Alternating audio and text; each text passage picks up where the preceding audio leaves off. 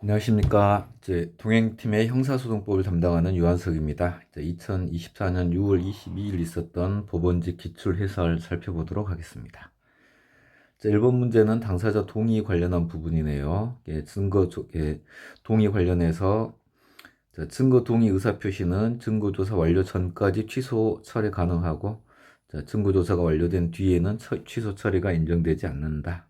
간단한 부분이고, 그다음에 이제 전문 진술에 대해서는 증거 동의 관련한 부분에서 증거 동의의 방식이 문제가 되는데 별 의견이 없다고 진술한가 증거로 하며 동의한 것으로 보겠다라는 게 판례입니다. 묵시적 동의 이런 것도 포괄적 동의 이런 게 가능하다라는 거고요. 3번 지문 보겠습니다. 필요적 변호 사건입니다. 피고인이 재판 거부의 의사를 표시하고 재판장의 허가 없이 퇴정하고 변호인도 동조 퇴정해 버린 경우에 피고인 변호인 없이 심리 판결할 수 있고, 그래서 심리가 가능하죠. 심리가 가능하면 여기 피고인의 진위와 관계없이 증거 동의가 있는 것으로 간주됩니다. 그다음에 4번 지문은 조금 이제 까다로운 부분인데, 일단 이게 지금 저희 피의자 신문조사 하게 되면은 검사 작성 피의자 신문조사 하게 되면은 원래 지금 이제 개정법에 따르게 되면은 적법한 절차 방식 내용 인정인데, 여기에서는 포인트 자체가 증거 동의 관련한 부분이에요. 여기 이렇게 해서 여기서는 이제 엄밀하게 따르면 이게 개정 전 그 판례에 해당하는 부분인데, 조금 부적절한 이제 정답은 요거이긴 한데 조금 부적절한 이제 선지라고 생각합니다. 아무튼 이제 내용을 보게 되면은 이제 국법이 적용되게 될 때 검사 작성 당해 피고인에 대한 피의자 신문조서에서 성립의 진정을 인정하면 이제 증거 능력이 인정되는 형태예요. 그런데 그 진술을 번복함으로써 유죄 인정 자료, 그러니까 증거 능력을 부정할 수 있는지 여부가 문제가 되는데, 여기서는 이제 그 지문이 여지가 없다 해가지고 틀린 지문으로 구성되었습니다. 해설을 좀 보도록 하겠습니다. 일단 여기는 이제 개정 전 구형사소송법이 적용되는 이제 그걸 전제로 해서 성립의 진정을 인정하면은 증거 능력이 인정되는데, 증거 조사가 완료되기 전에는 진술을 번복함으로써 유죄 인정 증거 자료로 배제할 수 있다. 증거 능력을 부정할 수 있게 하겠다예요. 그런데 증거 조사가 완료된 뒤에는 이제 번복의 의사 표시에 의하여 이미 인정된 조사의 증거는 당연히 상실되는 것은 아니다. 이 부분이 원칙에 해당하는 거고요. 그런데 여기 보면은 예외적으로 해서 이제 여기 예외적으로 이제 적법 절차 보장의 정신에 비추어 아무튼 이제 형사소송 절차는 적법 절차 원칙과 실체 진실주의가 이제 상호 이제 보완 작용을 하면서 법 해석의 기준, 판례 해석의 기준이 되는데, 적법 절차 보장의 정신과 지금 실체 진실주의 이념에 비추어 볼 때 중대한 하자가 있고 최초 진술에 중대한 하자가 있고 규칙 사유가 없는 경우에 하나여 예외적으로 증거조사 절차가 완료된 뒤에도 진술을 취소할 수 있다라고 합니다. 이러한 경우에 이제 증거 배제 결정을 통하여 그 조서를 유죄 인정 자료에서 제외하여야 한다. 이렇게 해서 좀 까다로운 부분이 정답 지문으로 되었습니다. 그래서 이제 1, 2, 3번 지문 자체가 이제 쉽게 맞는 지문으로 이제 확인이 되는 거고, 4번 지문 같은 경우에는 이제 이게 부정될 여지가 없다 해서 이제 이 부분에서 이제 틀린 지문이니까 좀 머리를 좀 잘 썼으면 소거법으로 풀 수가 있었을 거고, 아무튼 조금 까다로운 문제에 해당합니다. 자, 2번 지문 긴급체포 가겠습니다. 자, 긴급체포에서 이제 1번 지문은 절차를 보게 되면은 긴급체포를 하고 그 다음에 보통 피신 조서를 작성해요. 그리고 긴급체포하고 석방을 하죠. 석방한 후에 30일 이내에 검사가 일정한 사항을 법원에 통지하도록 되어 있습니다. 자, 이 규정이 204조의 사항에 따른 석방 통지예요. 그러니까 이때 긴급 체포에서 피신 조서까지 석방하는 이 절차까지는 적법한 거죠. 그래서 이 사후 절차를 위반했다 하더라도 그 사전에 이미 적법했던 절차, 이 절차가 위법하게 되는 건 아니죠. 이제 형사소송법 절차 유지의 원칙 이렇게 표현하게 되는데, 아무튼 석방 통지가 이루어지지 않았다 하더라도 긴급체포의관 유치 중에 작성된 피의자 신문조서, 요게 소급하여 위법하게 된다고 볼 수는 없다. 절차 유지의 원칙을 확인하는 판례입니다. 자, 두 번째 지문을 보게 되면은 긴급 체포하는 경우에 여기는 이제 두 개의 조문이 같이 들어가 있어요. 체포 현장에서 영장 없이 압수수색 검증을 할 수 있고, 이건 이제 체포 현장 긴급 압수에 해당하는 거고, 긴급 체포된 피의자가 소유 소지 보관하는 물건, 그래서 다른 장소에서 또 긴급 영장 없이 압수수색 검증을 할 수 있죠. 그런데 여기서 제한이 체포한 때로부터 48시간 이내에 하나여가 아니라 체포한 때로부터 24시간 이내에 하나여, 이렇게 되는 거죠. 여기는 옳지 않은 거 정답 지문 2번 그냥 나오겠습니다. 3번 지문은 여기 이제 수사 준칙 규정인데 그 대세인 지장 없는 규정입니다. 자, 구속영장을 청구하거나 신청하지 않고 긴급 체포한 피의자를 석방할 때, 자, 그 석방서, 피의자 석방서를 작성하여야 한다. 뭐 절차를 보장해주는 내용이니까 크게 문제가 되지 않죠. 4번 보겠습니다. 긴급 체포한 피의자, 긴급 체포한 피의자를 석방하는 경우에는 검사에게 보고하면 돼요. 여기는 절차가 조금 이제 까다로운데, 자, 석방하는 경우에는 검사에게 보고하면 돼요. 이때는 승인을 받을 필요가 없어요. 자, 그런데 긴급 체포를 할 때는 긴급 체포 승인 건의를, 긴급 체포하고 즉시 검사 승인을 받아야 되는데, 즉시 검사의 승인을 받아야 되는데, 그 승인을 받는 방법이 긴급체포 승인건의서를 작성하게 됩니다. 그래서 긴급체포를 할 때는 검사의 승인이 필요하지만 석방할 때는 검사의 승인이 필요 없다요. 이 부분도 좀 포인트니까 기억해 주시기 바랍니다. 3번 이제 소송 기록 접수 통지 관련한 부분인데, 이제 여기 보겠습니다. 피고인과 국선 변호인이 모두 법정 기간 내에 항소 이유서를 제출하지 않았더라도 피고인의 귀책 사유가 있음이 특별히 밝혀지지 않는 한, 자, 그러면 새로운 국선 변호인을 선정하여 다시 소송 기록 접수 통지를 하여야 한다. 문제 안 되고, 두 번째, 항소심에서 국선 변호인이 선정되고 다른 사건이 병합되게 되면 이 다른 사건도 필요적 변호 사건이 되어버립니다. 그래서 그 국선 변호인에게 병합된 사건에 관하여 소송 기록 접수 통지를 하여야 합니다. 그래서 항소심에서 일단 A 사건에 대한 국선 변호인이 선정되었는데 다른 사건이 병합되어 버리면은 이 병합된 사건도 필요적 변호 사건이 되어 버려요. 그리고 그 이 선정된 항소심에서 선정된 국선 변호인의 그 변호권이 B 사건에까지 미치게 됩니다. 그래서 병합된 사건에 관해서 소송 기록 접수 통지를 하여야 하고요. 다음에 접수 통지를 하기 전에 변호인이 선임이 있으면은 변호인에게 접수 통지를 해야 하고, 자, 접수 통지를 한 다음에 변호인이 선임되면 변호인에게 다시 같은 통지를 할 필요가 없다. 그래서 법원에서 이제 소송 기록 접수 통지 관련한 이 절차 부분이 법원직에서는 항상 이제 시험 문제에 나오는데, 이제 4번 좀 까다롭게 이제 출제되었습니다. 일단 필요적 변호 사건이고요. 자, 항소법원이 피고인과 국선 변호인에게 소송 기록 접수 통지를 하였는데, 여기서 포인트는, 자, 여기에서 피고인이 사선 변호인을 선임했다는 거예요. 일단 법원이 할 수 있는 일은 다 한 거예요.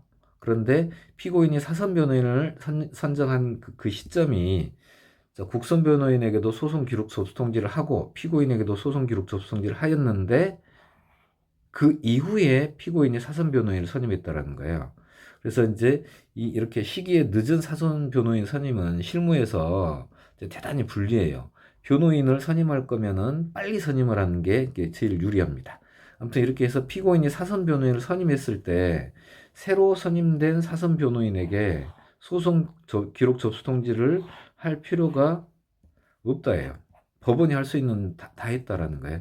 피고인 네가 잘못했다. 필요적 변호 사건에 해당하는 거면은 네가 빨리 변호사를 선임해가지고 이제 그 절차 보장을 받든지, 국선 변호인을 선정했다라고 하면 그 국선 변호를 통하여 형사 절차의 변호를 받든지 해야 하는데, 자, 네가 굳이 나중에 국선 변호를 그 사선 변호를 선임하게 되면은, 자, 그러면은 사선 변호인이 선임하게 되면 국선 변호인 선정 취소 사유에 해당하게 돼요. 법원이 할 수 있는 일은 다 한 거예요. 그래서 소송 기록 접수통지를 사선 변호인에게 할 필요가 없다라는 판례입니다. 4번도 여기도 좀 까다로운 이제 문제인데 이것도 이제 소거법으로 풀 수 있는 부분입니다.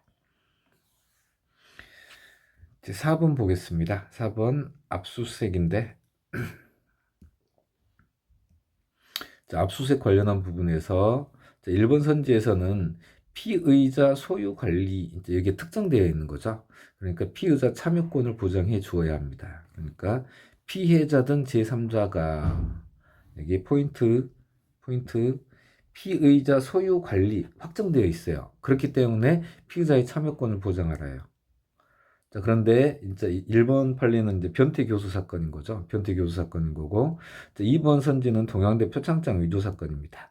근데 여기서는 이제 그 정보 저장 매체를 이미 제출한 피압수자, 이제 동양대 측에서 이미 제출을 하였는데, 이 정보 저장 매체의 소유 관리 주체가 누구인지가 확정되지 않은 이제 그러한 상태에서 피의자에게 참여권이 보장되어야 하는지 여부가 문제가 됩니다. 그래서 이제 결론은 피의자의 참여권이 보장되지 않아도 적법하다라는 판례인데, 그러면은 이제 피의자에게 참여권이 보장되어야 하는지 여부에 대한 판단을 어떻게 하느냐? 자, 압수수색은 수사예요. 수사는 자, 외형적, 객관적, 지배 관리 등 상태를 기준으로 판단하게 됩니다. 자, 내가 그 컴퓨터를 이용했습니다. 개별 전자 정보의 생성 이용 등에 관여하였습니다. 이런 부분들까지 판단을 해서 압수수색의 적법성을 판단한다면 압수수색이 힘들어지겠죠. 네, 그래서 우리 수사에서 긴급체포, 현행범 체포의 적법 여부 어떻게 판단하는 거죠? 체포 당시 사정을 기초로 판단하는 거죠. 그와 마찬가지로 압수수색의 적법성 판단도 외형적, 객관적 지배 관리 상태 등을 기초로 판단을 해야 되는 거고, 자, 민사법적, 사후적으로 이제 밝혀진 사정을 기초로 판단하는 것은 아니다. 거기에서 이제 그 판단하면 되겠습니다. 그다음에 3번 선지는 압수물 목록이죠. 압수물 목록은 이제 형사 절차에서 이 압수물 목록을 토대로 해서 나중에 준항고를 제기하게 돼요. 준항고. 수사기관의 압수수색에 관한 처분에 관하여 불복이 있을 때 관할 법원에 이제 준항고를 이제 제기하여 그 취소를 이제 구하는 건데 417조의 준항고예요. 417조의 준항고는 영장에 의한 압수든 이미제출물 압수든 이제 사후 영장이 적용되는 경우든 다 준항고로서 다툴 수 있어요. 그러니까 압수물 목록은 자, 여기 어디 있습니까? 이미 제출에 따른 압수의 경우에도 압수물 목록을 작성하게 되는 거고, 그것도 마찬가지로 417조의 준항고로 다툴 수 있게 돼요. 그러니까 자, 수사기관은 영장에 의한 압수와 마찬가지로 압수물 목록을 신속하게 작성, 교부할 의무를 부담하게 된다. 예, 맞고요. 그다음에 4번 지문은 이제 영장, 압수수색 영장의 유효기간 나왔네요. 압수수색 영장은 1회용이라고 했죠. 1회용이기 때문에 한번 집행에 착수하고 집행을 종료하게 되면 효력을 상실하게 되는 거죠. 그래서 동일한 이제 영장으로 다시 압수수색을 하는 것은 가능하지 않죠. 새로운 압수수색 영장을 발부받아야 하는 거죠. 5번 공판 기일의 진행, 이제 우리 법원직에서 이제 공판 기일 관련한 부분, 이 부분 항상 시험 문제 나오고 중요한 부분입니다. 이제 보겠습니다. 필요적 변호 사건이네요. 변호인 없이 개정하여 이제 판결한 것은 소송 절차의 법령 위반에 해당합니다. 여기까지 맞아요. 자, 그리고 이제 쭉 해서 진행되게 되면 우리가 알고 있었던 부분, 소송 절차는 위법하고 소송 행위는 무효가 된다인데, 이 필요적 변호 사건의 이제 포인트는 피고인의 이익을 피고인 이익을 위한 절차예요. 피고인을 보호해주긴 절차인데, 필요적 변호 사건에서 변호인이 없었다 하더라도 피고인이 지금 무죄 판결을 받았어요. 피고인에게 가장 이익인 판결을 선고받은 거죠. 자, 그러면 여기 소송 절차 법령 위반으로 보면 안 되겠죠. 예. 자, 무죄 판결 여기가 포인트입니다. 1번이 틀렸습니다. 자, 당사자 출석 관련한 부분인데 이제 자, 검사가 공판기일 통지를 받고 1회 공판기일 불출석, 2회 공판기일 불출석한 때 그러면은 이제 검사 없이도 공판기일을 개정할 수 있는데 검사의 불출석은 2회 연속할 필요가 없습니다. 자, 바로 2회 공판기일을 바로 개정할 수 있고 자, 그리고 2회 공판기일에서 다음 기일을 고지한 이상 따로 기일 통지를 할 필요도 없습니다. 예. 4번은 2번 지문은 여기 이제 그동안 조금 예전에 있었던 판례인데 그동안 중요시되지 않다가 최근에 이게 이제 기출이 되었는데 아마 이번에 법원직에 출제 들어가신 분은 이제 연수원 교수님인 것 같은데 연수원 교수님이 약간 올드 버전의 교수님인 것 같아요. 그래서 자기가 이제 옛날에 공부했던 거 아니면 옛날에 자기가 사법연수원 교수였을 때 이제 출제했던 이제 그런 문제들을 기초로 해가지고 뜬금없는 문제들이 몇 개 나오는 지문들이 몇 개 나오는 이제 몇 개 나왔습니다. 아무튼 이제 검사 불출석도 이제 피고인 불출석에 상응해가지고 당사자 불출석이니까 민사소송법, 형사소송법 이렇게 조금 디테일하게 같이 이제 암기를 해 놓아야 될 것 같습니다. 3번 지문은 구속된 피고인이 불출석하게 될 때 교도관에 의한 인치가 불가능한지 여부에 대한 조사 의무가 있다 해요.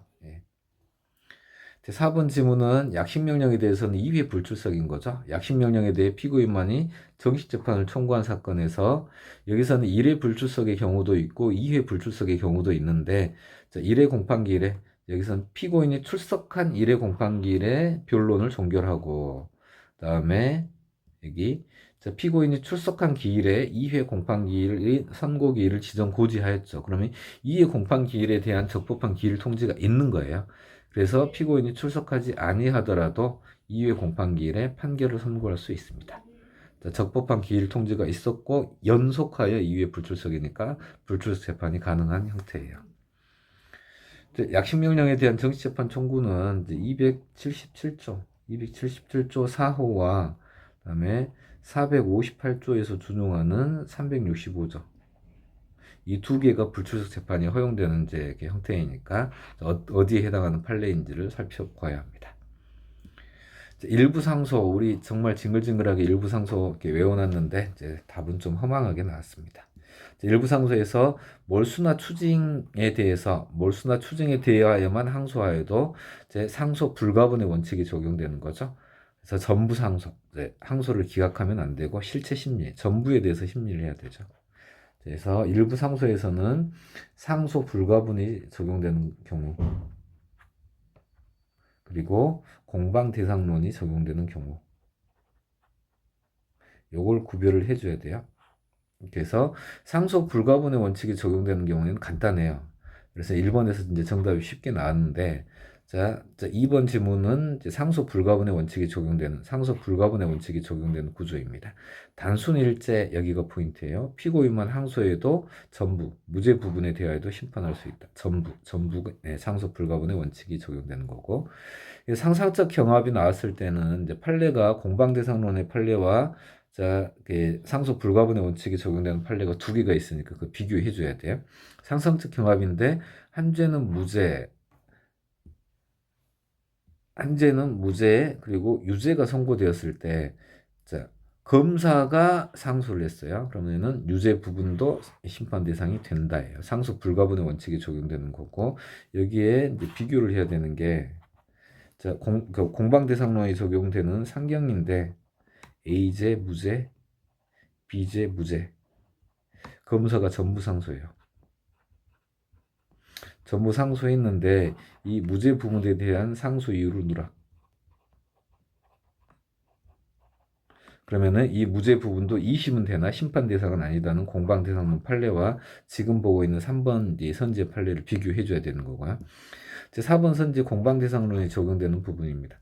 포괄 일제 일부 유죄에 대해서 피고인만 항소하였죠. 2심 되기는 하나 심판 대상이 되지 않는다.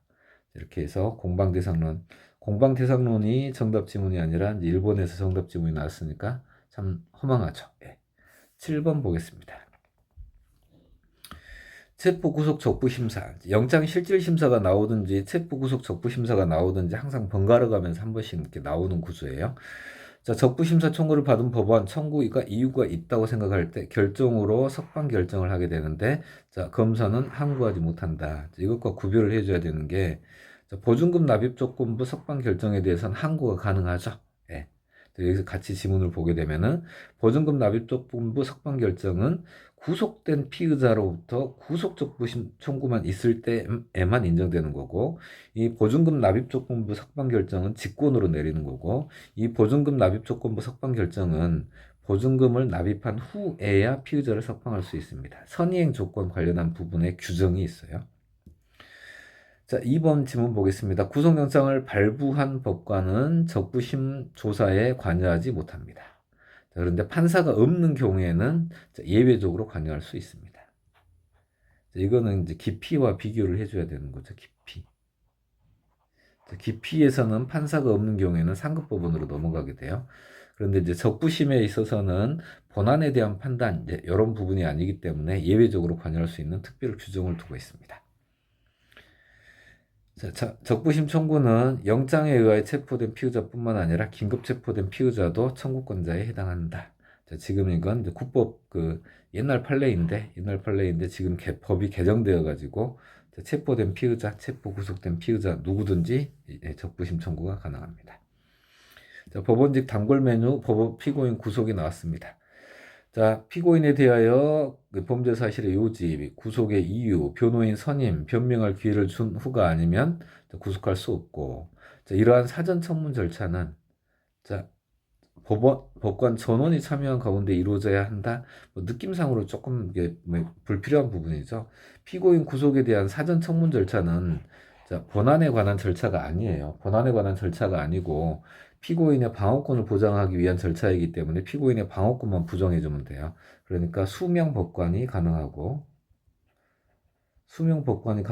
조금만 더 상식적으로 생각해 보게 되면은 여기 비디오 등 중계장치에 의한 중계시설을 통하여도 이 사전청문 절차를 진행할 수 있어요. 그러니까 요거 중계장치에 의하여도 통지할 수 있는데 이 수명법관이 할 수 없다는 게 말이 되느냐. 그러니까 이게 틀린 질문이다. 이렇게 머리를 써가지고도 이제 정답 찾을 수 있는 부분입니다. 3번 이제 피고인을 구속하는 구속영장의 방식인데 이제 여긴 그냥 읽어보면 되겠고요. 그다음에 이제 4번 지문도 구속영장의 촉탁 관련한 부분인데 법 조문만 있고 실무상 이제 관련된 판례가 나와 있는 이제 그런 이제 지문은 아니에요. 그런데 이제 그 출제위원이 약간 이제 나이 드신 분이 아닌가 이제 의심이 드는 그런 지문 중에 하나입니다. 현재지 지방법원 여기에서 이 주어에서 말하는 법원은 수소법원입니다. 수소법원. 그러니까 지금 형사 3부예요. 형사 3부 수소법원이 자 현재지 지방법원 판사에게 구속 촉탁할 수가 있고, 그다음에 그 현재지 지방법원 이렇게 현재하지 않을 때 다시 구속을 촉탁할 수 있는데 이걸 전촉이라고 합니다. 전촉. 이게 구속 촉탁이든 전촉이든 다 촉탁받은 지방법원 판사, 수탁판사에 해당하게 돼요.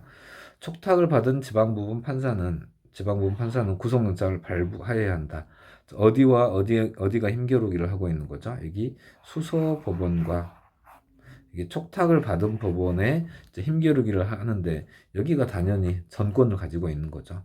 여기 수소법원에서 촉탁한 걸 촉탁 판사가 거절한다? 있을 수 없습니다. 그러니까 촉탁을 받은 판사는 구속영장을 발부해야 한다. 또 어려운 것도 아니에요. 근데 집행은 누가 해요?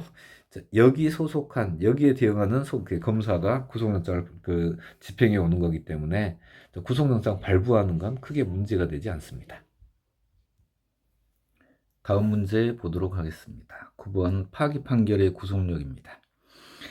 파기 판결의 구속력에서 이제 상급법원에서 원심 판결을 파기했을 때 그 파기한 판결의 구속력 해가지고 파기의 직접 이유가 된 원심 판결에 대한 소극적 부정 판단의 하나에 생긴다 관련한 부분이에요.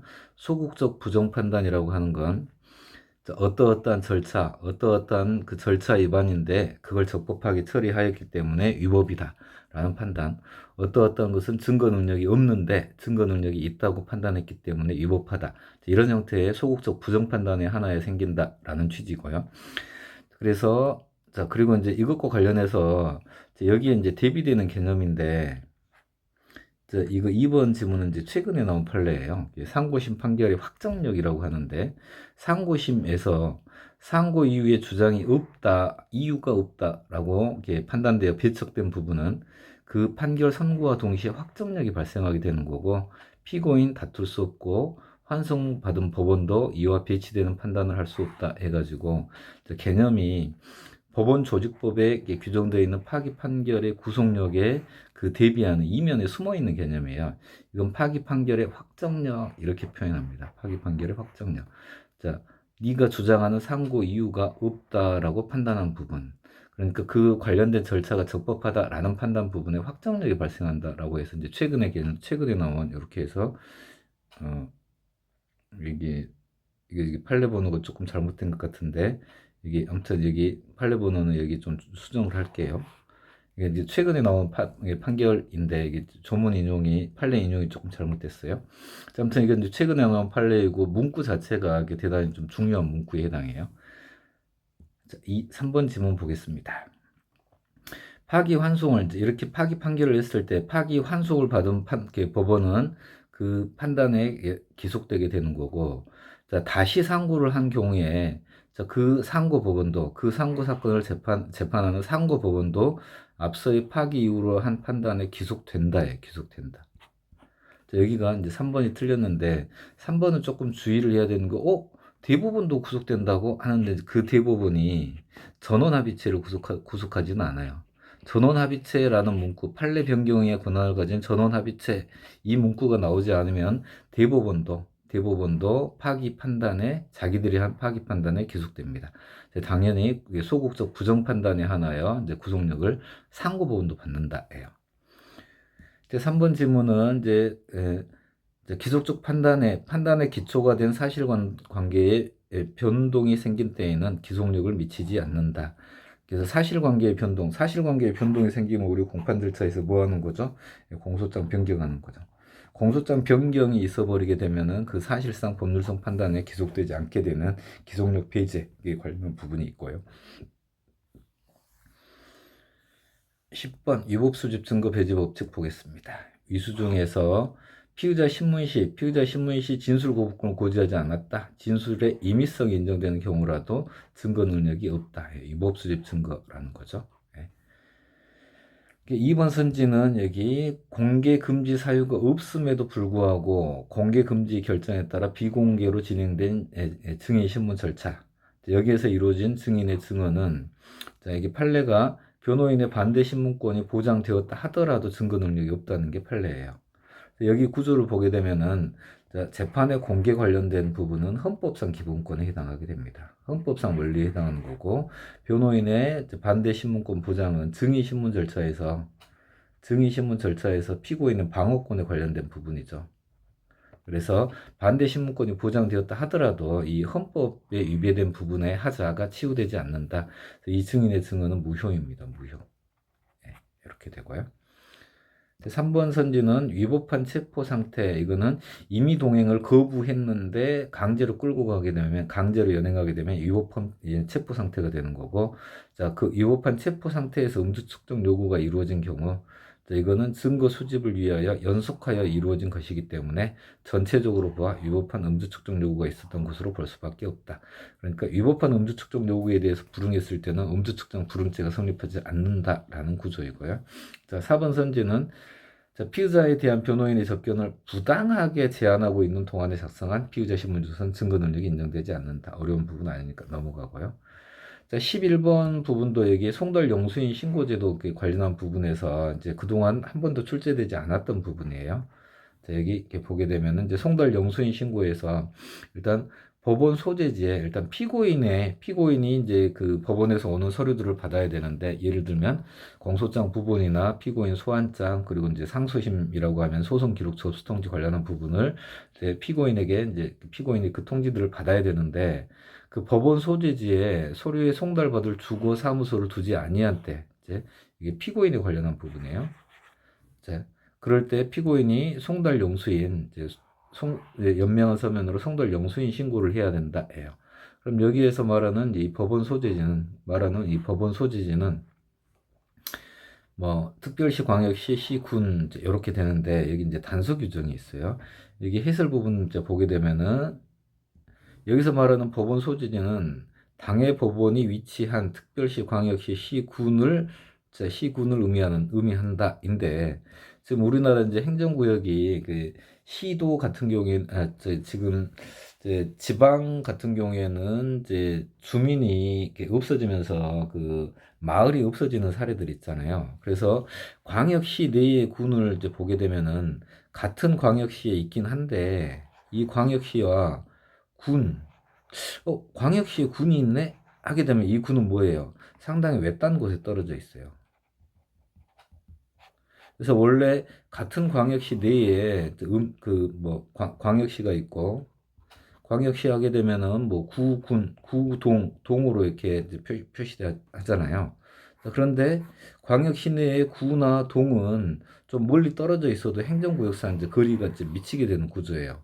자, 그런데 지방자치단체가 이제 이합 집산하는 과정에서 여기에 있는 쬐깐한 이제 군이 이제 행정 조직상으로는 이렇게 이제 들어갈 수가 있게 되는 구조예요. 그래서 뭐 이 안에 광역시 안에 주소지만 있다면은 이제 송달 용수인 신고 의무가 면제가 되는데 여기에 있는 사람인 경우에는 송달 용수인 신고를 해줘야 광역시에서 여기까지 이제 그 송달을 할 수 있게 되는 거예요. 그래서 이제 여기 법원 소재지가 이렇게 떨어져 있다라고 하게 되면은 여기에는 송달 용수인 신고 의무가 면제되지 않아요. 자, 그렇게 해서 지금 여기 구조를 보게 되면은 광역시가 있고 이렇게 군인 나눠져 있는 그런 형태예요. 그래서 인천광역시 옹진군이나 대구광역시 달성군에 서류 송달을 받을 수 있는 주거나 사무소를 두고 있는 피고인은 송달 용수인을 신고해야 돼요. 자, 이건 한 번도 안 나온 이제 규칙 지문인데 여기 이제 이런 형태의 지방자치단체 구조가 있고 여기까지 송달 용수 교통이 너무 불편하다는 거죠. 그러니까 여기는 송달 용수인 신고를 해야 해요. 이제 11번은 뭐 틀리라고 내 문제 이런 구조입니다. 송달 용수인 자연인은 물론 법인 요즘 다 거의 법무법인이기 때문에 법무법인 이제 이렇게 되는 거고 그다음에 이거는 같은 지역에 있는 각 신급 법원에 대하여 효력이 있다. 그래서 사건이 이송 상소에 의하여 다른 지역 법원에 계속된 경우에는 송달 용수인 선임 신고는 당연히 효력을 잃는다. 이것도 이제 없었던 그동안 출제되지 않았던 지문이고 이거는 좀 추이를 좀 지켜봐야 될 것 같습니다. 송달 용수인 관련한 부분.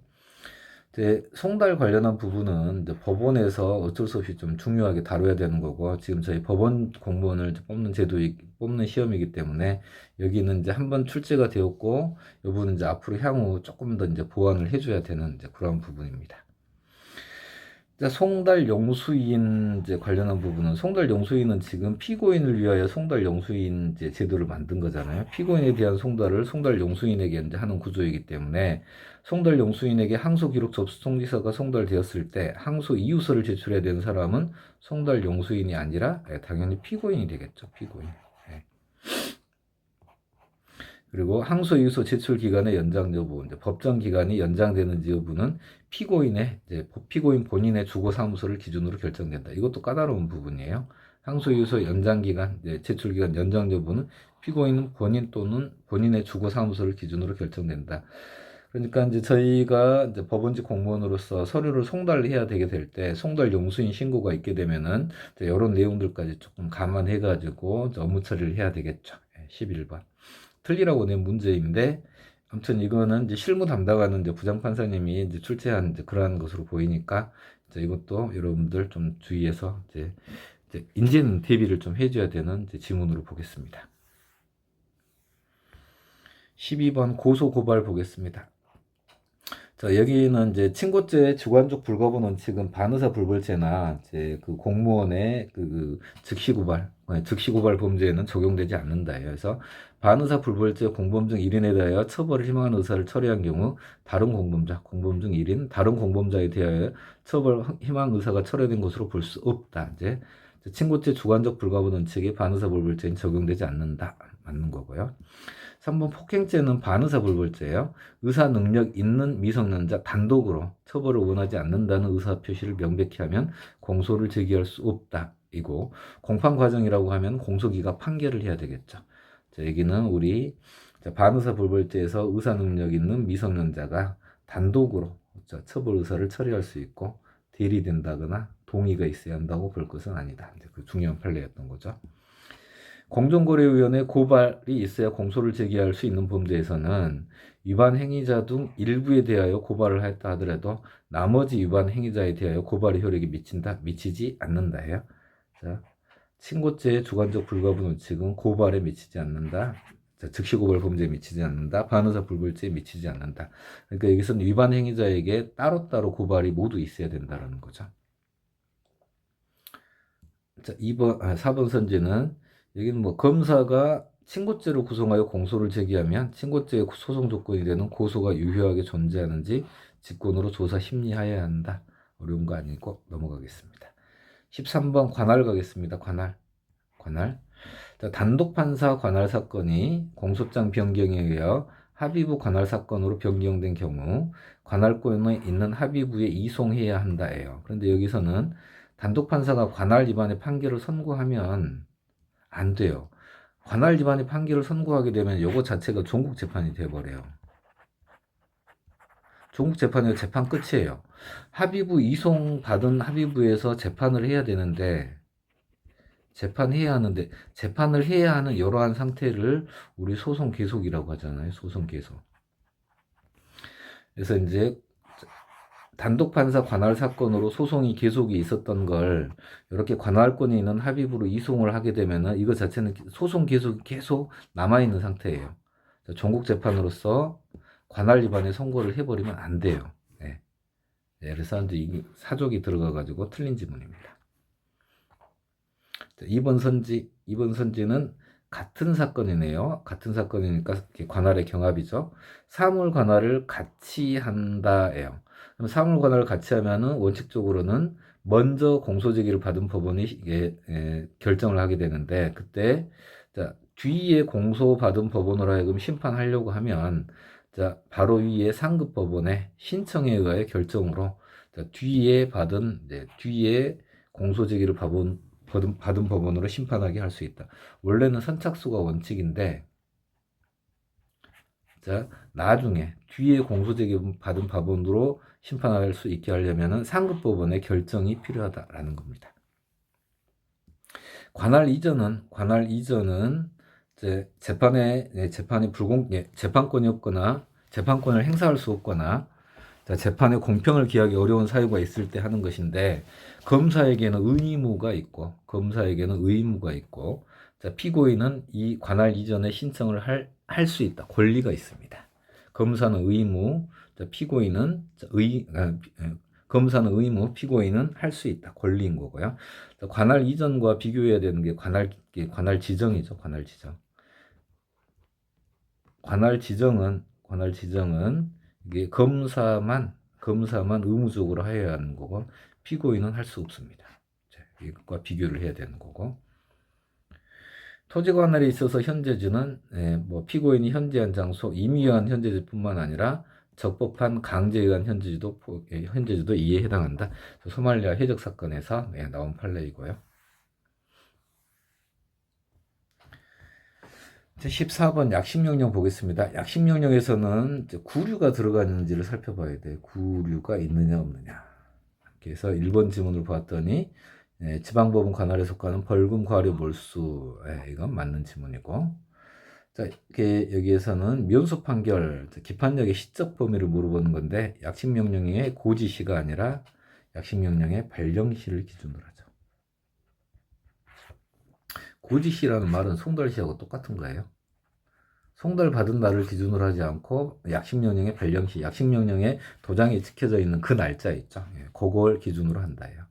그걸 기준으로 해서 그 이전 범용에 대해서는 기판력이 미치니까 면소 판결, 그 이후는 기판력이 미치지 않으니까 처벌, 실체 판결 이렇게 되는 거고 기판력의 시적 범위 사실심 판결 선고 시, 자, 항소심 판결 선고 시, 약식명령 발령 시 이렇게 되는 거죠.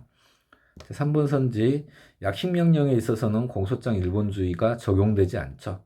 그래서 증거 서류와 증거물이 같이 법원에 이동하게 되는데 크게 문제가 되지 않습니다.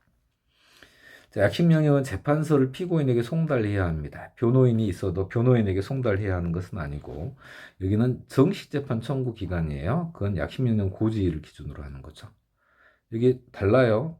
기판력의 시적 범위하고 정식재판 청구 기간, 기판력의 시적 범위하고 정식재판 청구 기간, 약식명령 기판력의 시적 범위는 발령시, 정식재판 청구 기간은 고지일. 자, 이런 거 헷갈리면 안 됩니다. 15번 상속권 회복 보겠습니다. 상속권 회복.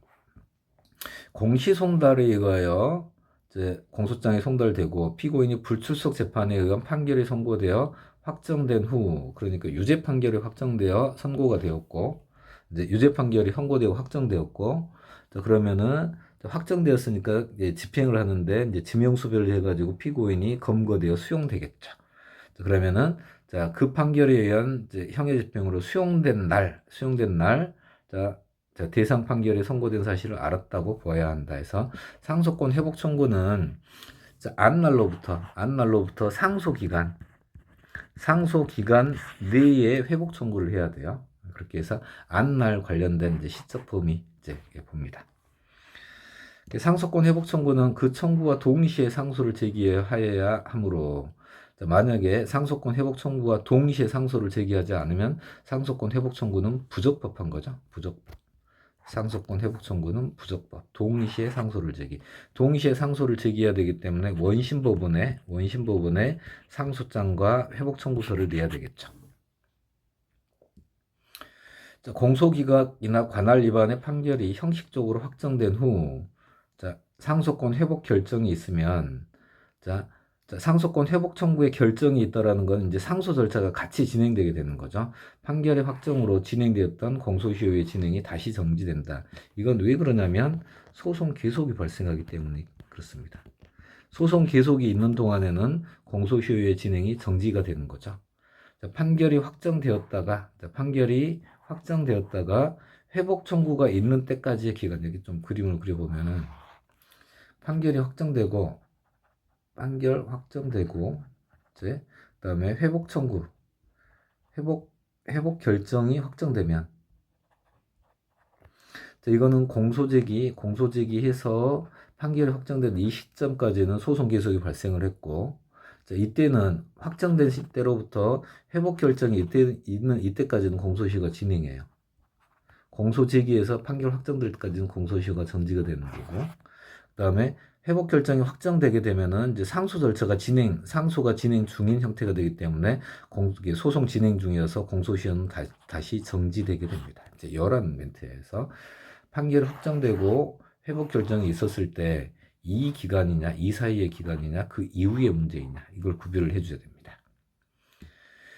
이제 4번 선지는 이제 잘못 전해듣고, 여기에서 자기 또는 대리인이 책임질 수 없는 사유에 해당하느냐 해당하지 않느냐인데, 잘못 전해듣고 피고인의 과실이 있는 거죠. 그러니까 상소기간 내에 상소하지 못한 경우에 해당된다, 해당되지 않는다 이죠. 상속권 회복 청구 사유가 되지 않는다. 판결을 선고할 때 똑똑히 들으라, 이제 이런 취지입니다. 16번 상고 절차 보겠습니다. 상고 절차. 그래서 1번 선지는 이제 최근에 나온 이제 판례인데, 여기 보게 되면은, 상고 절차니까 2심을 기준으로 합니다. 2심 판결이 선고되면, 여기에다가 상고장을 제출하죠. 그리고 이제 이렇게 소송 기록이 넘어가고 어쩌고저쩌고해서 이제 상고법원으로 기록 접수가 되면 여기에 상고 이유서를 제출해야 돼요. 그러면은 상고장은 2심 법원에 대응하는 이제 고검검사 이렇게 하겠습니다. 고검검사가 상고장을 제출하고, 상고법원에 대응하는 이제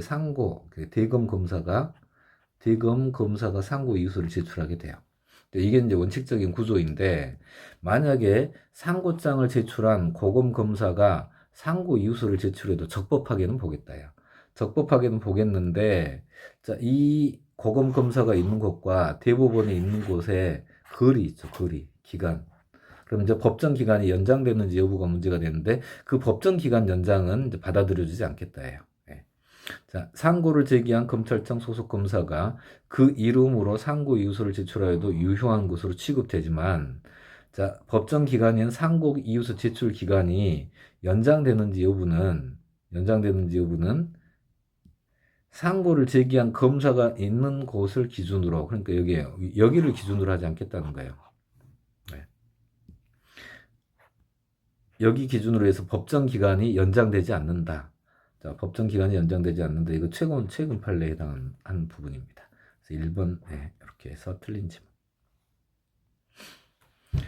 근데 상고 이유는 이제 383조 각호에 규정되어 있는데 상고 이유의 주장이 있어야 돼요. 여기에 해당하는 각호의 어느 사유에 해당하지 아니함이 명백한 때는 자, 결정으로 상고를 기각합니다. 상고가 부적법하다라는 거예요. 그게 명백하다라는 취지입니다. 상고법원은 원칙적으로 사후심이고 법률심인데 특정한 사항이 있다라고 하면 변론을 열 수 있습니다. 이거 대법원에서 변론을 못 연다 하면 말이 안 되는 거죠. 참고인의 진술을 들을 수 있다. 자, 상고심은 사후심이다. 그래서 자, 사후심이다. 이 개념은 우리가 여기 비디오 판독 이거잖아요. 비디오 판독. 그래서 항소심까지의 있었던 소송 절차가 비디오로 촬영되어 있고, 자, 항소심. 그 이후의 사정은 판단하지 않게 돼요. 여기까지만 비디오 촬영되어 있기 때문에 그 이후 사정은 판단하지 않는다예요. 그래서 원심 판결 선고 후에 나타난 사실이나 증거의 경우에는 그것이 비록 상고 이유서에 첨부되어 있다 하더라도 사용할 수 없음이 원칙이다. 왜? 사후심이기 때문에 비디오 판도 촬영이 된 게 아니잖아요. 그래서 이게 판단하지 못한다. 심판 범위에 상고심의 심판 범위에 들어가지 않는다예요. 지금 일책형 기준으로 문제를 풀고 있는데 그 절차가 막 이것저것 뒤죽박죽 섞여져 있죠. 이런 것도 수험생에게는 조금 부담입니다. 자, 이게 증거 능력 보겠습니다.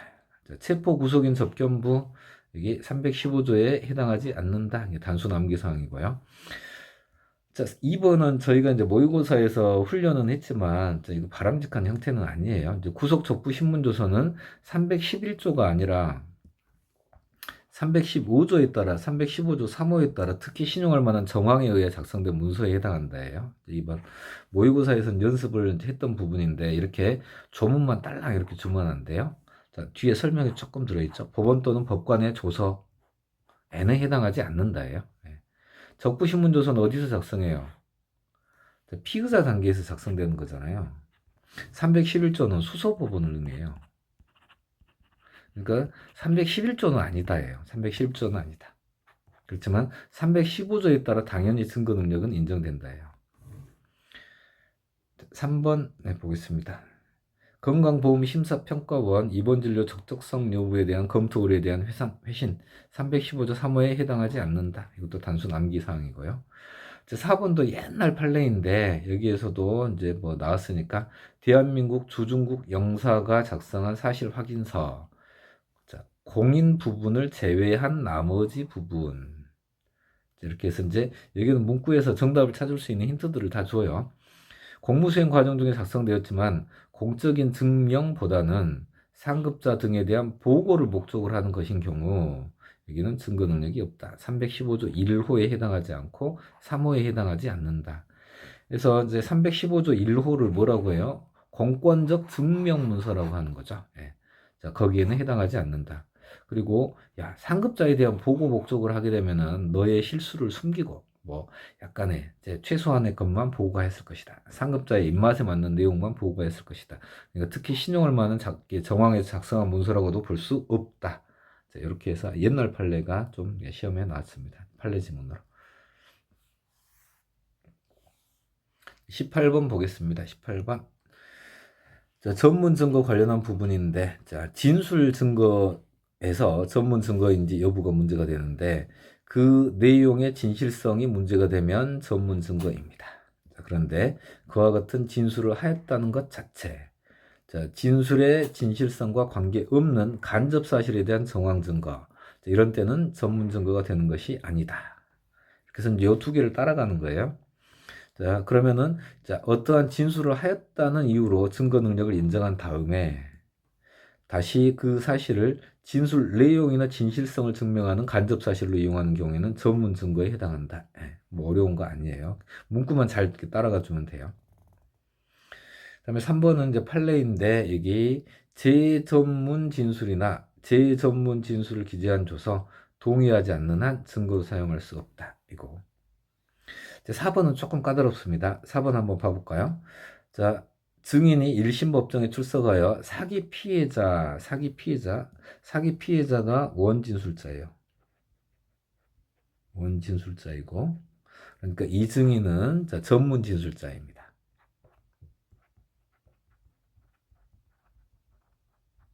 우리 절친 이렇게 생각하면 되겠어요. 그래서 이제 사기 피해자 볼까요? 여기 이쪽에다 좀 쓸게요.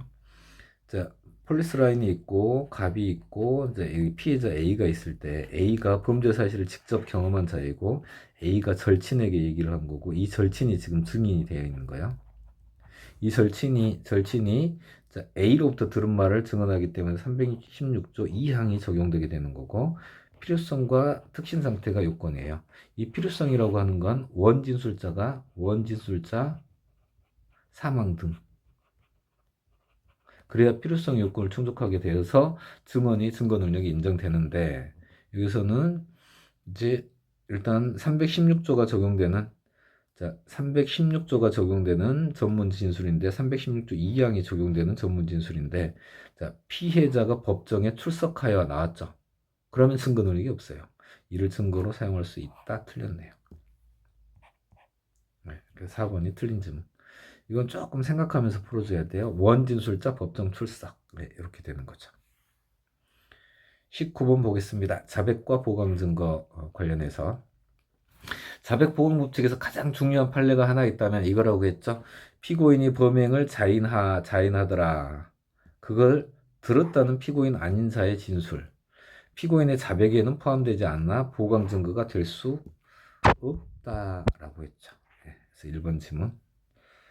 그리고 나머지 이제 보강 증거 여부가 문제가 되는데 압수된 대마이 보강 증거로 삼을 수 있고 뇌물죄에 있어서 만났던 사실, 청탁을 받은 사실 보강 증거가 될 수 있고 이제 4번은 실체적 경합이죠. 필로폰 매수 대금을 송금한 경우는 여기 매수죄에 대한 보강 증거는 되겠죠. 자, 그런데 실체적 경합권 관계에 있는 투약행위에 대한 보강 증거가 될 수 없다.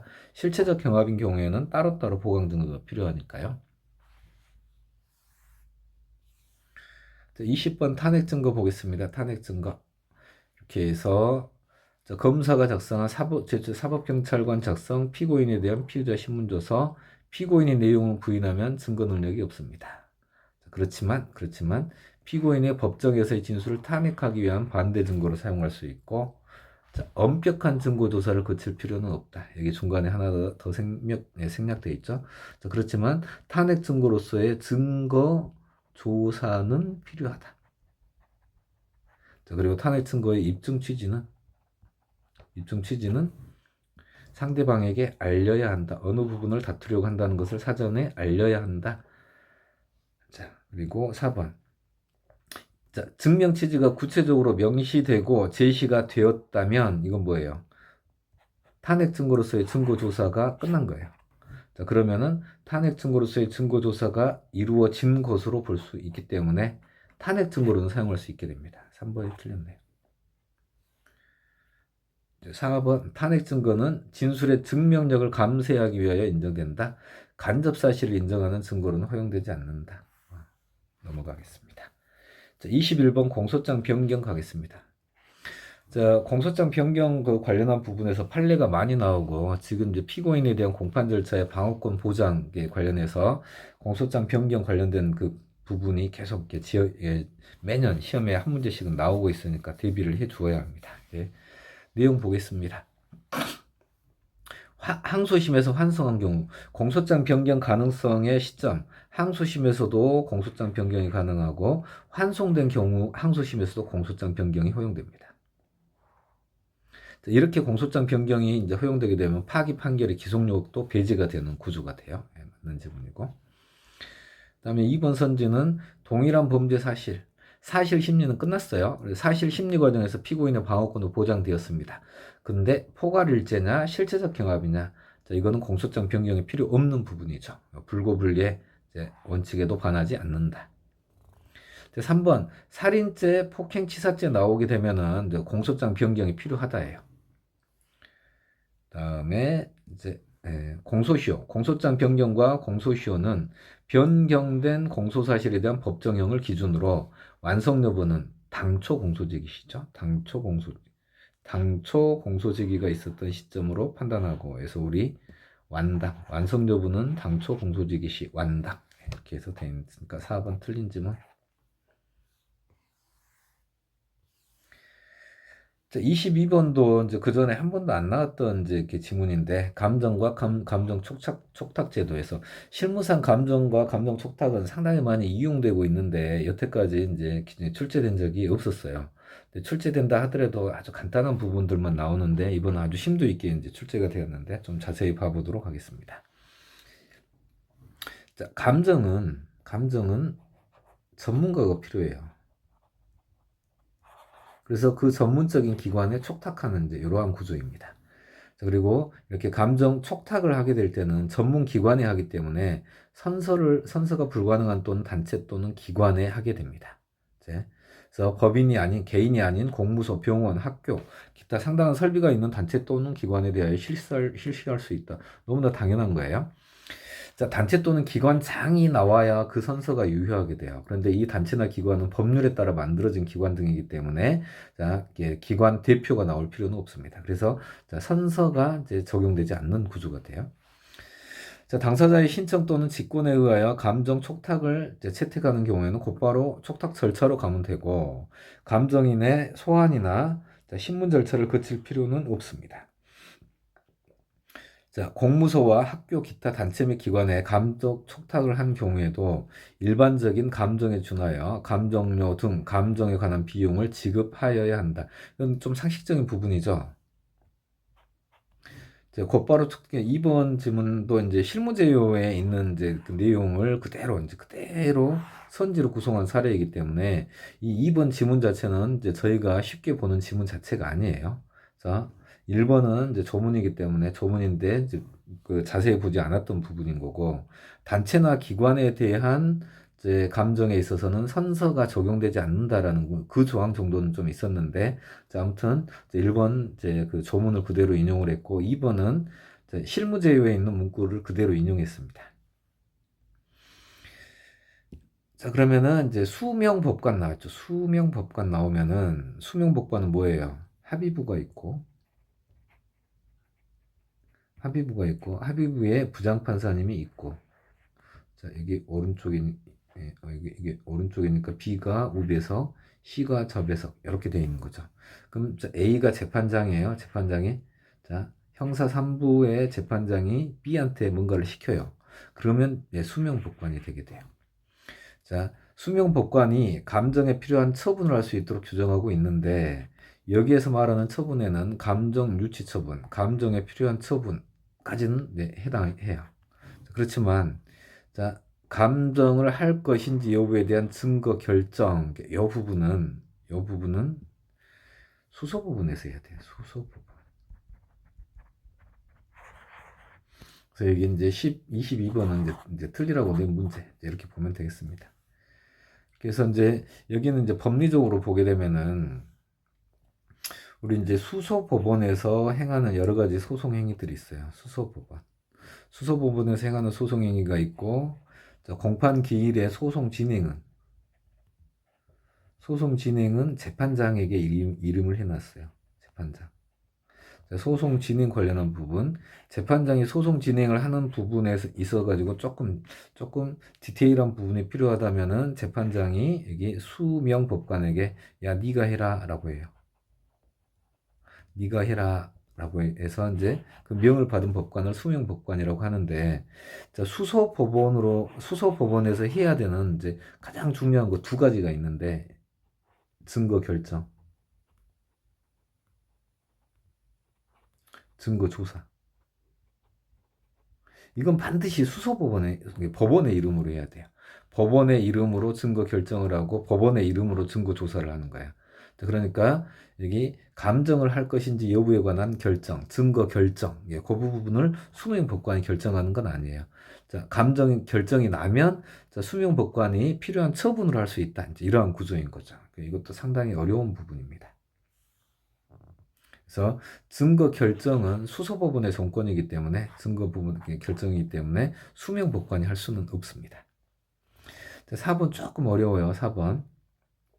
4번의 해설 부분에서 조금 보완해가지고 먼저 보게 되면은, 자, 법원은 학식 경험 있는 자에게 감정을 명할 수 있고, 감정의 경과와 결과는 감정인으로 하여금 서면으로 제출해야 한다. 그런 이제 이렇게 만들어진 감정서는 감정인의 이제 공판적 진술에 의해 성립의 진정이 인정되면 이제 증거 능력이 인정되는데, 자, 감정 자체는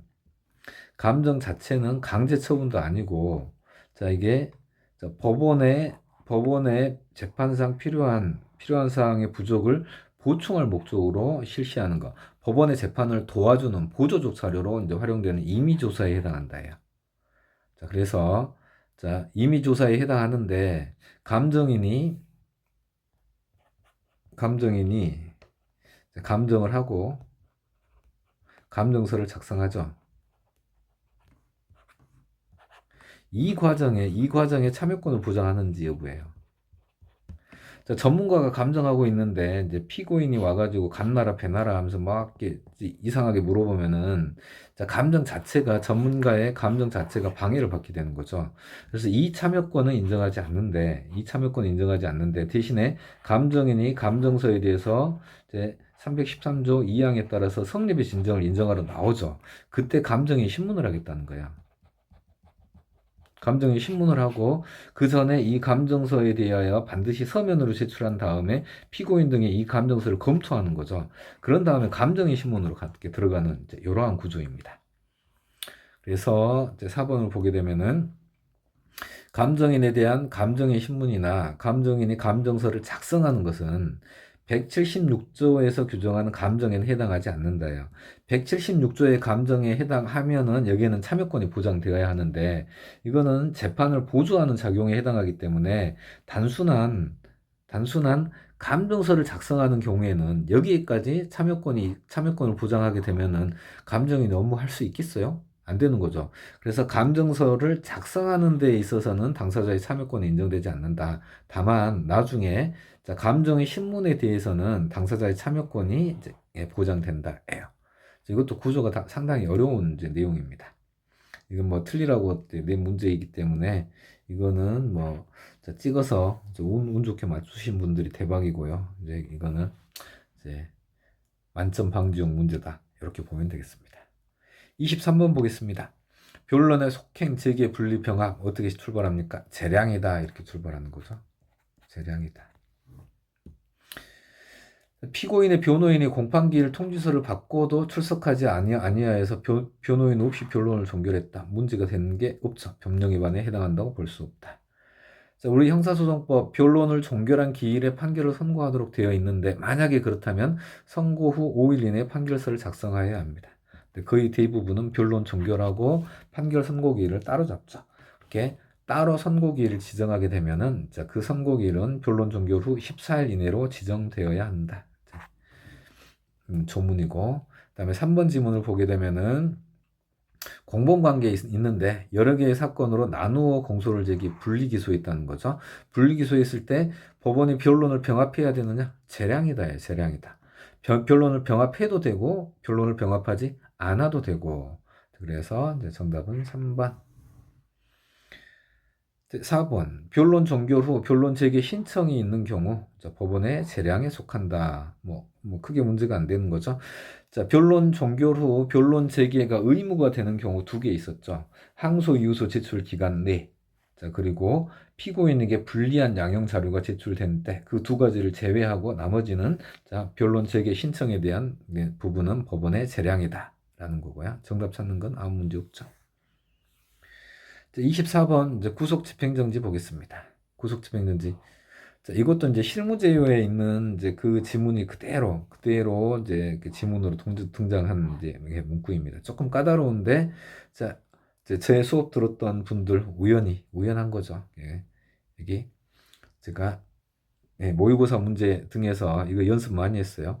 구속 집행 정지는 신청권이 인정되지 않는다. 직권에 의하여만 하는 거고 당사자의 신청권이 인정되지 않는다. 이 지문 자체로 해가지고 정답 지문으로 구성했던 게 많아요. 모의고사에서.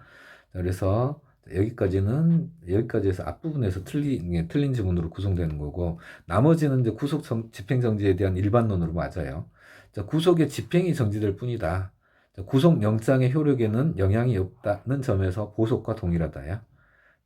자, 그런데 보증금의 납입을 조건으로 하지 않고 자, 주거를 제한하여 석방한다는 점에서 보석과 차이가 있다. 그래서 이제 구속 집행정지는 우리 이제 가족 장래 그리고 응급 상황 질병이라는 거죠. 질병. 자, 요럴 때 가족 장례나 응급 상황 등에 처했을 때 구속의 집행을 정지하는 것인데, 자, 구속 집행 정지 잠깐 풀어주는 거예요. 구속 집행이 정지된 피고인은 이제 수사기관의 관찰 대상이 돼요. 그런데 수사기관은 이제 힘든 거죠. 그러니까 구속 집행 정지 하지 말아주세요라는 의견이 검사의 의견 이런 형태가 됩니다. 자, 그렇지만 어쩔 수 없다. 이것만으로는 피고인의 도망을 막기에 부족하고 또 피고인의 도망할 염려가 있는 경우에는 구속 집행정지 취소 사유가 될 뿐이다. 구속 집행정지는 우리 법원이 직권으로 하는 거니까 끽소리하지 말아라 이런 취지입니다. 구속 집행정지의 기간을 정할 수 있느냐? 정지의 기간을 정할 수 있느냐? 응급상황 질병이에요. 언제 끝날지 모르는 거죠. 그러니까 기간을 정할 수도 있고 정하지 않을 수도 있고 기간을 짧게 정했다가 그 기간을 연장할 수도 있고 기간을 단축할 수도 있고 그렇게 되는 거죠. 그래서 구속 집행정지 결정에 있어서 기간을 정할 것인지 여부에서 이제 질병을 생각하면 되겠습니다. 법원의 재량이다요. 그러니까 결정한 다음에 이를 연장 단축하는 것도 당연히 가능하다. 이제 4번 보겠습니다. 자, 구속된 국회의원에 대하여 국회의 석방 요구 일반 정족수가 이제 적용되는 거죠. 자, 그러면은 구속의 집행이 당연히 정지된다. 당연히 정지된다. 수소법원이 구속 집행 정지 결정을 따로 할 필요가 없다예요. 당연히 정지가 된다. 그리고 석방 요구가 있으면 검찰총장이 석방 지휘하고 그 사유를 수소법원에 통지하여야 한다. 자, 이것도 구속 집행 정지 관련된 이제 조문이고요. 그래서 구속 집행 정지는 이제 관련된 최근에 중요한 판례들이 있는데 그 판례로 지문 구성을 하지 않고 실무제요를 굳이 지문으로 구성을 했어요. 그러니까 이제 여기는 이제 판사님이 저희가 여긴 구조가 이제 그 실무 능력 검정 시험을 보고 올해 마지막으로 법원 사무관 승진 시험이 있었어요. 그래서 여기를 출제하려고 이제 했던 그 부장판사님이 법원직 공무원 시험장에 와가지고 이제 실무제를 보다가 요 지문 넣자 해가지고 그냥 이렇게 지문 구성해서 문제 낸 것 같아요. 아무튼 이제 동행 7급 여러분들은 1번 지문에서 정답을 딱 찾아가지고 조금 편안했을 겁니다. 25번 재정 신청 보겠습니다. 재정 신청은 항상 한 문제 나오는 거죠. 그래서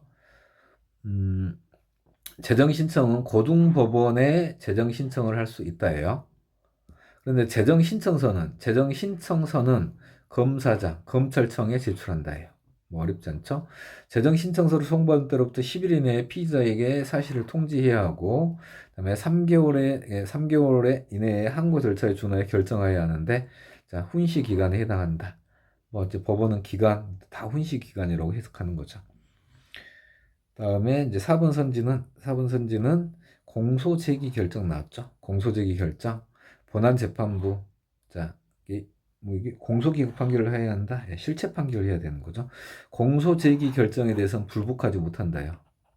불복하지 못하니까 실체 판단을 해야 돼요. 4번. 재정 신청에서도 어렵지 않게 나왔습니다.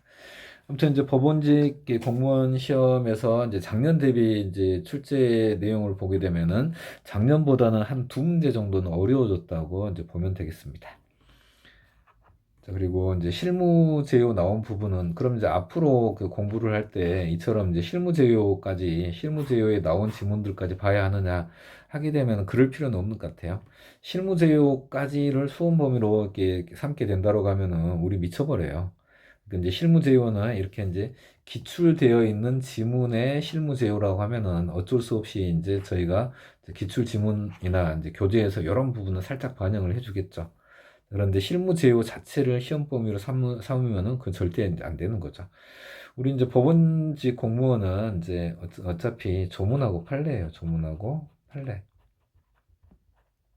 실무제요는 최소한으로 기출된 것만 이렇게 해서 이제 대비하면 되겠습니다.